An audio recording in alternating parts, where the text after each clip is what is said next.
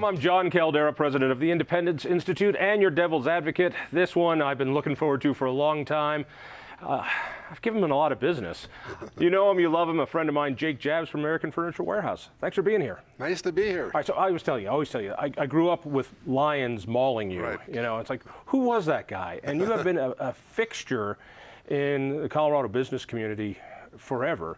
And chances are everybody watching this is sitting on one of your products. Could hope so. Yeah. What is your market penetration in 70%. 70% market share, yeah.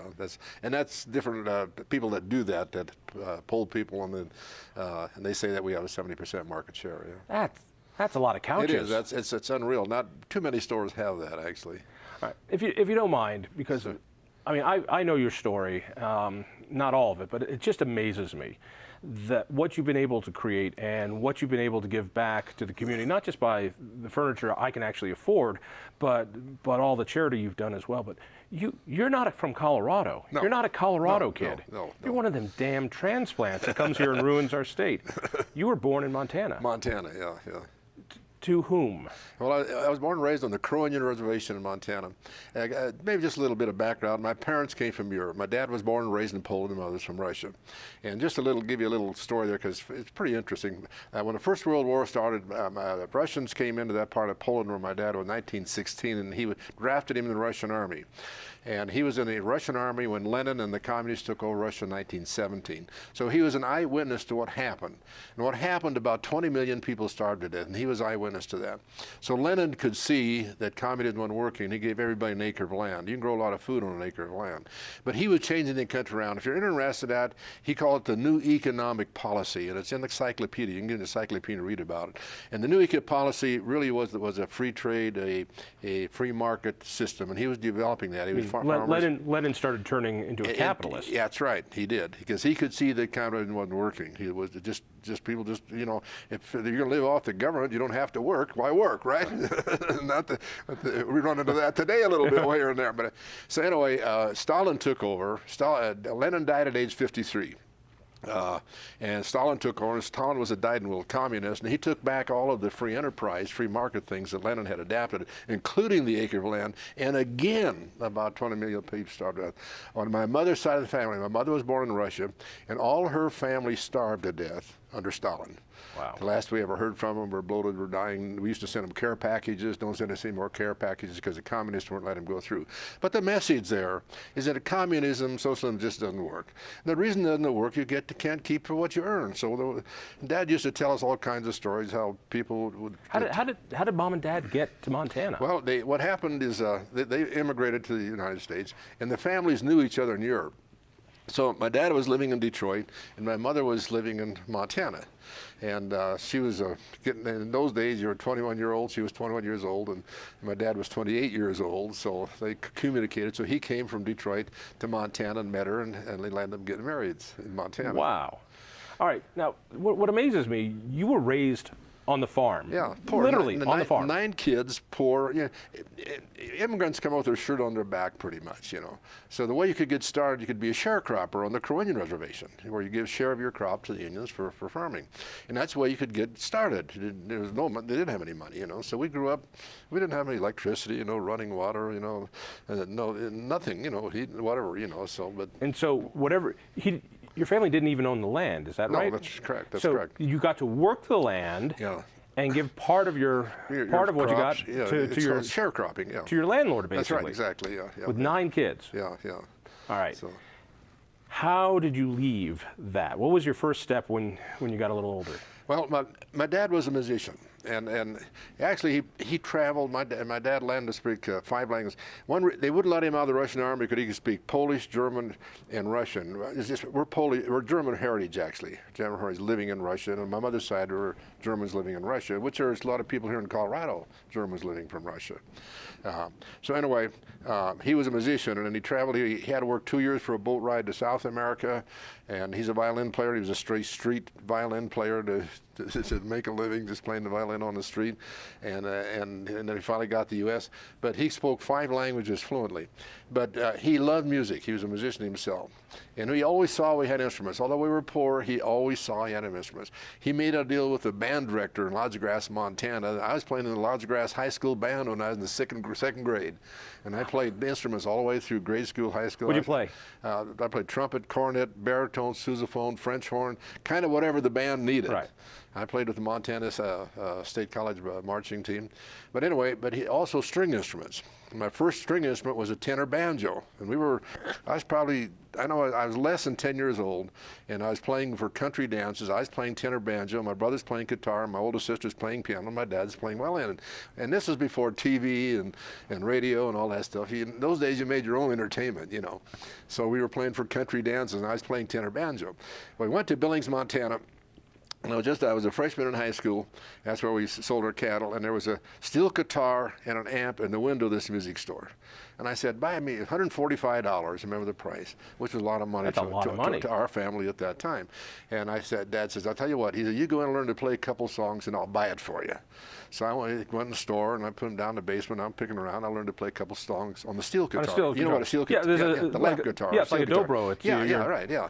And so I learned to play. So I started playing steel guitar. So the tenor banjo went in the closet, and I started playing steel guitar. And my brother and I had a band all the way through high school. I worked my way through college playing music. Was there a name of the band? Rocky Mountaineers. Rocky Mountaineers.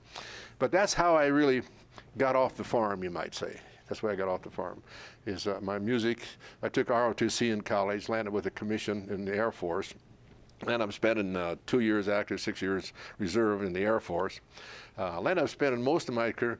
My first assignment, I was adjutant personnel officer at a radar site in Point Arena, California. Well, you needed a secret clearance to be at this radar site. So my buddy said, Jake, fill out an application for top secret clearance, and I did. But the lesson there when I speak to kids, if you put a little extra effort in things and kind of try a little harder, that's when you accomplish something. So by getting top secret clearance, the Twix came in and says, we need an officer to go to the European Theater of War with the top secret clearance. Yeah. Here I am. So I'm going to Europe. I go to the European Theater of the Korean War is over here, and I'm going to Europe with this top secret clearance. Landed up. I spent most of my military career in French Morocco. And in those days, it was French Morocco. Now it's Morocco. That doesn't sound so bad. And I delivered all of the top secret mail all over Africa. I got flying pay. Great experience for 20. And it was a civil war. When I was over there, the Arabs were booting the French out. And so the diplomatic courier wouldn't come in there. I landed delivering all the top secret mail to the American Embassy and the air attaché. Great experience.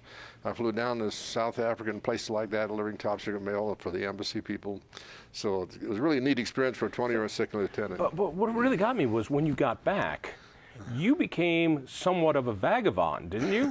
I mean, it was have guitar, will travel. That's right. So you didn't stay on the farm. You went around teaching people how to play guitar for a living. Yeah, I didn't go back to the farm because what happened, there were 4 of us boys, and we were in the military at the same time during the Korean War. And 2 of them got out before I did. So I went back to the farm, and 2 of them were already back on the farm. One was a small farm, and there was no room for it, so I started off to start playing music. My first... I toured for a while. I played out of Nashville for a while. Toured with Marty Robbins, the lead guitar player. Really? Yeah. And so I was playing my guitar for Ray Price and Webb Pierce in a bar in Nashville, the Hitchin Post, right across from the Grand Ole Opry. And I'm sitting there playing my guitar for him. And Ray Price had the #1 song in the Western charts, and Webb Pierce had the #2 song. And they were sitting there arguing. And Ray Price says, Jake, I'm going on tour. Come up and rehearse with me at WSM. I'm going to go on tour. I made that decision that night. I'm not going to be a bum musician because I'd been playing with some of these. Right. The trouble with these musicians, most of them were maybe at the best a high school graduate, and they were, not really. I'm a college graduate. I'm an officer in the service, and I'm going to play with these. Play a backup band. Yeah. So anyway, I decided that night. I drove back to Bozeman, Montana, and I took off. You turned it down. Pardon That's me? a big decision. Yeah, it was. It was a big decision, but I decided I'm not going to be a roadie. Right. Roadie. So I went back to Bozeman because I made money going to college teaching guitar and playing guitar in a music store. Right. So I went back and I started teaching guitar in a little tiny back end. I sold TVs in the daytime, and this guy had a little, it was a repair shop and had a little place in the back, and I'm teaching guitar, and I got some of my students back. I actually made a deal with Montana State College because I had a degree in education. I'm supposed to be in education. I'm supposed to be a VOAG teacher in high schools. So I had a degree I had a minor in music. So I made a deal with Montana State to come down and take guitar lessons from me to get a credit in 101 music at Montana State. So they were feeding me Right. students. I was teaching like 175 kids Now, a was this week. when? I don't know why this sticks out in my mind, but you were living in a hotel. Is this where you? Yeah. You were living in a hotel, Yeah. and you got a free clock radio because Yeah. you Because were it was damaged and freight damaged, yeah. So you were dumpster diving. That's right. And That was my only worldly possession it was besides a the clock guitars. radio. Not bad. All right, this is the part that gets me. Okay. So you're there giving guitar lessons, and are you selling things in the store? Yeah, I was selling TVs in the daytime because TVs just came into Bozeman at that time, right when first came in. Is that where you learn the art of sales? Yes, Because yeah, there's no better pitchman than Jake Oh, Jabs. thank you. Yeah, that's where I learned to sell. Yeah. And so, but there's a difference between being a salesman and owning the store. You know, there's something that happens when you own something. You talked about it before. If you can't own the land, if you can't own what you make, it all falls apart. Yeah. How did you get to own your first store? What was the very first thing that you owned that you were selling? Okay, what it was, there was a music store for sale right in the middle of downtown Bozeman for sale. And there was a recession going on, and it was a partnership. And one of the partners wanted to bail out. So I bought half interest in this music store for $1,500. You know, I believe in paying cash and having cash, and I had a little cash saved up. But the lesson learned there is that if you have a little cash, it opens doors for you. So it's $1,500. I leveraged that $1,500 into the multi-million-dollar business that American Furniture is today. I mean, this is the part of free enterprise and the American dream that just amazes me. Is that you were not born with a spoon in your mouth. You had to work hard to get $1,500, and with that, you kept working hard, making decisions, I'm sure making a lot of mistakes. Yeah. And you bought your first interest in a retail venture. Yeah, and one of the first lessons I learned, I had a partner. He was an older gentleman. And at that time, Elvis Presley was number one. This was in the 50s. When he announced a record, it sold 1 million copies. And my partner, kids would come in and say, I want to buy an Elvis Presley record. He says, we don't sell Elvis Presley records. He didn't like Elvis Presley. He didn't like rock and roll, didn't like country. So my first lesson, I said, I'm thinking, now he's running my customers off. You got to have what people want. You know, that's part of the secret to our success. I just got back from the North Carolina furniture market, and we sat out with my buyers, and I said, let's buy what people want. Not what I want, not what you want, but what the public wants.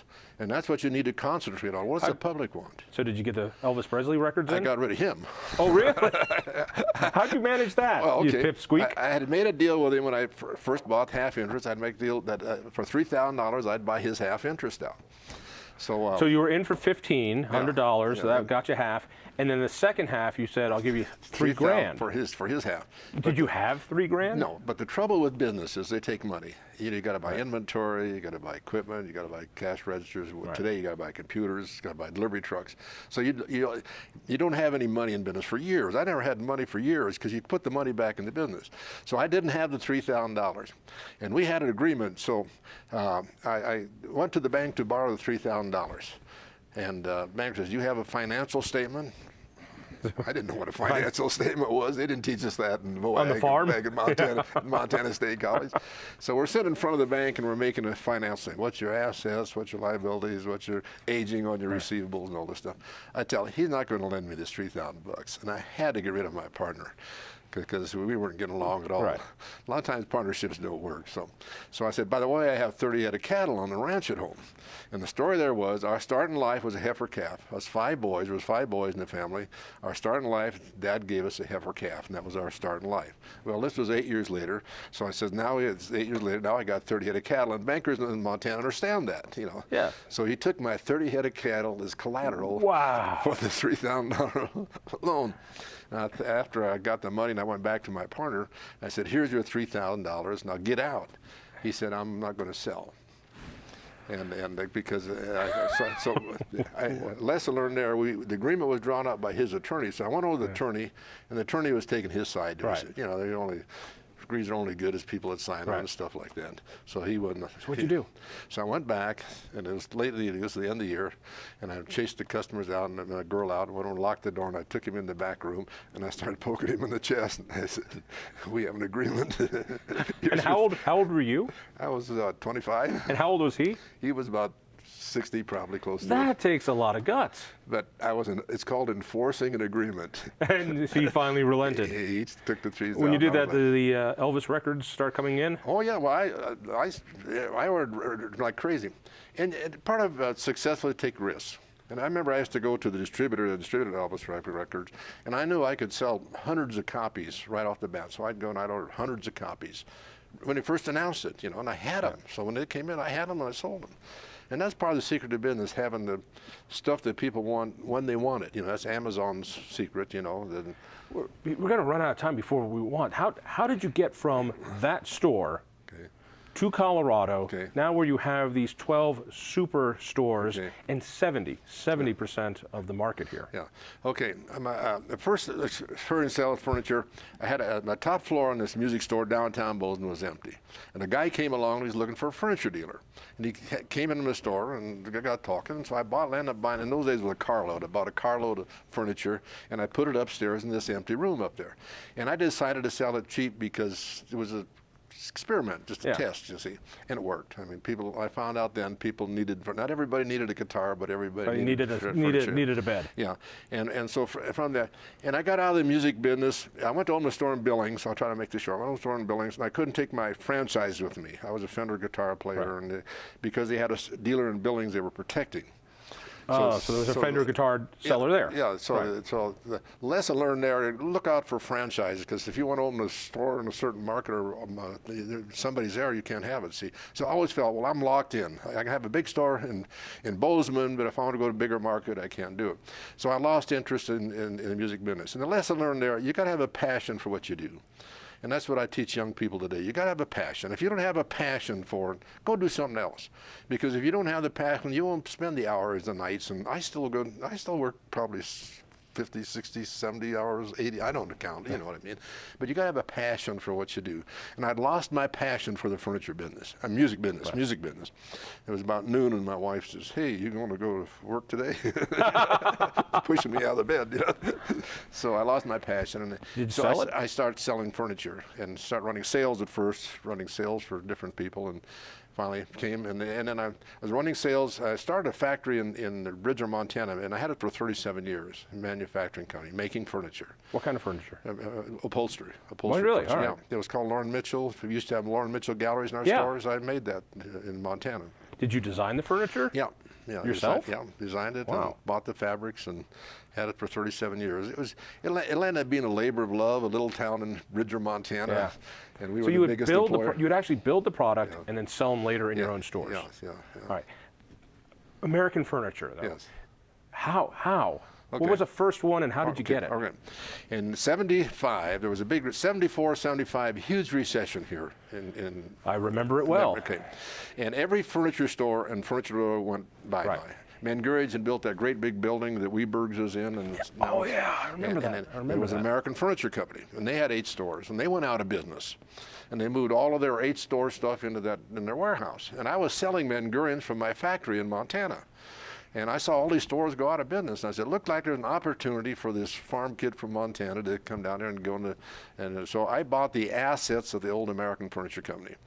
And it was in their books for $1.5 million. And this was old delivery trucks, old forklifts, warehouse racks, adding machines and typewriters. Remember typewriters and adding machines? I've heard about them. And it was $1.5 million, and I gave him $80,000 cash. So I made $1 million that day. Wow. Because I had use for all that stuff. But the ingredients you had was, one, you had $80,000 in cash. Yeah, and I had this big empty building with that stuff to sell it in. Right. Now, good credit is so important, and I encourage young people, keep your credit good. And 3 of us went to this big show in High Point, North Carolina. And we bought $1 million worth of furniture, and they shipped it. And the reason they shipped it is I had a 1 credit rating. All the time I had the music store and my distributing, and then I had distributing and some other things in between. Anyway, I had a 1 credit rating. If you have a 1 credit rating, they'll ship you. So now that I got $1 million worth of furniture, and they shipped it, and they got this big, at that time, 180,000 square foot store to me was the biggest store out. You know. I don't know if you've been to your store down south. Today it's not a big store, but anyway, so now I got the store with $1 million worth of furniture in it, and I needed to turn it. That's when I decided to do commercials. It was recommended that you do on commercials. So I got on TV and called the 4 stations, and those days were just the broadcast stations. It was just Channel 4, 7, 9. That was it. Channel 2 had the best deal. So they sent out 4 guys. They sent out a videographer, talent, a lighting guy, and a script guy. And we're filming this really promotional, cheap sofa and love seat, and he's talking about beautiful and gorgeous and wonderful, and I'm thinking, no. And I'm taking the script away from him and crossing out the lesson learned there. You got to be honest. And I think the reason that the TV commercial worked for me, I was honest. I wasn't exaggerating. I wasn't lying. I wasn't promising something that wasn't true. So I took the script away from him, and a guy that was doing this, the talent, he didn't know furniture from a hole in the ground. So I decided to do it myself, and it worked. It worked. I mean, you were a fixture. As I said, growing up, everybody still knows Jake. Matter of fact, when people say it, they don't say I'm going to American Furniture. They say I bought that at Jake's. And you've heard that a million times. So doing the commercials yourself, was that part ego, or was it part of the plan? You had to be honest. The thing about, and I teach out to young people today. You know, I give a lot of speak to a lot of colleges and so forth. I say, do your own advertising, because if you give it to somebody else, they're going to say whatever they want. They don't understand the product. Yeah, they don't have to stand behind it. See, but to do it myself, I had to stand behind it. My name was on the face in front of the camera, and I had to be honest. And so I also, you're putting your own name on this. That's right. You're putting your own signature on it. Exactly right. People want to complain. They know who to whom call. to call. So it worked. Let me ask you. It sounds like this fairy tale hard work success story. You must have made some blunders along the way. What was the biggest lesson you learned the hard way? That's kind of a tough one. I think in the 80s, remember the 80s, the big recession of the 80s? Oh, yes. Yeah, and when things were really tough. But again, it wasn't a blunder. The only 2 years I ever lost money, ever, was 84 and 85. I always made money. You weren't alone those years. Everybody was losing. And the recessions come along, people aren't buying. You run your best ads, you do whatever, people aren't buying because they're afraid of losing their job. People were actually leaving Colorado, if you remember in those days. They were moving out. I remember Grand Junction turning into a ghost town. Yeah, and then all the builders left town and everything else. And so whatever I did didn't work. No, I had to make a decision. I don't believe in bankruptcies. I think bankruptcies are a cop-out. I really do, because bankruptcies, who loses? The people that supply the raw materials to make this table, the people who made the goods, the tax people, they get their money, and the landlord maybe gets his, but the people that should get paid get ripped off. And that's what's wrong with bankruptcies. So I don't like that. I saw that. So anyway, I decided that I'm not going to go bankrupt. So I bailed out. I got on TV and I said, things are tough out right now. And the tough get going. When things get tough, the tough get going. I think I remember that. Yeah. And I had 9 stores. I closed 5 of them. I had stores in Idaho, Montana, and Wyoming. Closed those stores, and the stores in Colorado were okay. So I kept 4 stores in Colorado, sold 5 stores, and really started over. I think my bookkeeper was juggling the books. He knew that if he said, "Hey Jake, we're broke," I'd have just bailed out and went back to Montana and start teaching guitar. But you pushed through, and it's bigger now than ever. Yeah.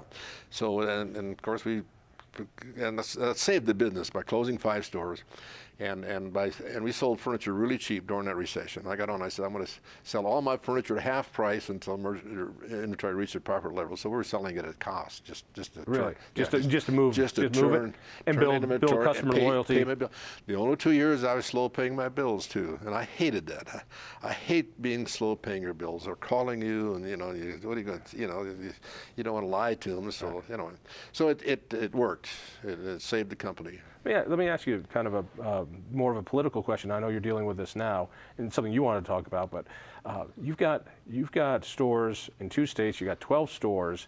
There are sales tax rates for each area, and so when I hate to say I live in Boulder because I know my sales tax is going to go up whenever I see your truck come to my house. That's why I want to pick it up at your store. Sure. You're part of an effort right now to try to do something about that. Yeah. How bad is the problem? What is the problem? Well, we collect tax for 89 home rule cities. See, every little town, every town has got a home rule city, and they can demand taxes. And the problem with that, first place, the taxes are different. Some tax this, some tax that, and so it's confusing in what you should be paying, right. What product needs taxing. But I signed 89 checks every month for 89 different home rule cities. Now, if you're a small businessman, and you want to start up in business, what appliance business, furniture, whatever, and you want to deliver, you know, and it's say you want to be a little car dealer, like the NFIB, by the way, is on board on this. That's a small business. Yeah, for small, you know, group here in Colorado. But if you're the Dish and Comcast and the accountants, the landscapers, everybody's on board. Plumbers. If you're delivering to some other thing, you got to collect tax for that. Right, just in Denver alone, there's about 8 or 10 different right. tax jurisdictions. Now, first place, it's hard, a lot of work on the retailer's part. But let's say you make a mistake. You try your best to collect Arvada's tax, Wheat Ridge tax, but they build this new complex in Arvada, and you collected the wrong tax. Now they come in and they audit you. Right now, I've got the Wheat Ridge auditor sitting in my store. We have a room just for auditors. And talk about a waste of time. He's been there 2 weeks. And he's collected $15. $15? $15. But his loss of productivity, it's bad for business, an erroneous tax. So legislators are looking at something that might make it so that it's the same tax where you buy it, not where it's delivered. There's 2 solutions. For example, our Arizona stores, the tax is collected where you buy it or pick it up, right. and that's what it should be. Otherwise, there should be a separate agency that does it. Jake, I could talk to you for hours. You've got the best lessons and the best stories. Thank you so much, and thanks for furnishing my home. Look for me in the Denver Post and on KHAL Radio, and we'll see you next week.